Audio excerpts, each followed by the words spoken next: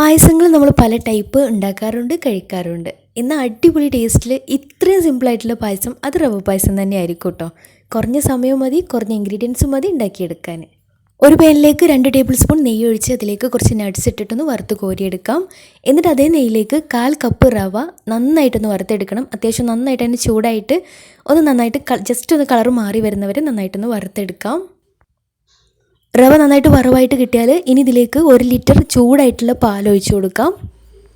കൂടെ തന്നെ മധുരത്തിന് വേണ്ടിയിട്ട് 1/2 കപ്പ് പഞ്ചസാര കൂടെ ചേർത്ത് കൊടുക്കുന്നുണ്ട്. കൈ എടുക്കാതെ തന്നെ നന്നായിട്ട് ഇളക്കി കൊടുക്കാം. പിന്നെ ഇതിലേക്ക് ഒരു പ്രത്യേക ഫ്ലേവറിനും കുറച്ചൊരു കട്ടി കിട്ടാനും വേണ്ടിയിട്ട് ഞാനിപ്പോൾ കുറച്ച് അണ്ടിപ്പരിപ്പ് വെള്ളത്തിലിട്ട് കുതിർത്തിട്ട് ഇതൊന്ന് അരച്ചെടുത്തിട്ട് ഇതിലേക്ക് ഒഴിച്ചു കൊടുക്കുന്നുണ്ട്. ഈ ഒരു സ്റ്റെപ്പ് നിർബന്ധമില്ല, ചേർത്താൽ ടേസ്റ്റാണ്. കുറുകിയിട്ടൊന്നും ഇഷ്ടമില്ല എന്നുണ്ടെങ്കിൽ ഈ ഒരു സ്റ്റെപ്പ് ഒഴിവാക്കുകയും ചെയ്യാം. നല്ലൊരു ഫ്ലേവറിന് വേണ്ടിയിട്ട് 1 ടീസ്പൂൺ ഏലക്കാപ്പൊടി കൂടി ചേർത്ത് നന്നായിട്ട് മിക്സ് ആക്കിയിട്ട് റവക്ക് നന്നായിട്ട് വെന്ത് വന്നാൽ ഫ്ലെയിം ഓഫ് ചെയ്യാം. കുറച്ചും കൂടെ ലൂസായിട്ട് വേണമെന്നുണ്ടെങ്കിൽ കുറച്ചും കൂടെ പാല് ചേർത്ത് കൊടുക്കാം കേട്ടോ. നല്ല ടേസ്റ്റി ആയിട്ടുള്ള സിമ്പിളായിട്ടുള്ള അടിപൊളി പായസമാണ്. ട്രൈ ചെയ്യാത്തവരുണ്ടെങ്കിൽ ട്രൈ ചെയ്ത് നോക്കണേ. ഇതുപോലെ ഈസി റെസിപ്പികൾക്ക് പെപ്പറിട്ട് ഫോളോ ചെയ്ത് സപ്പോർട്ട് ചെയ്യാൻ മറക്കരുത്. താങ്ക്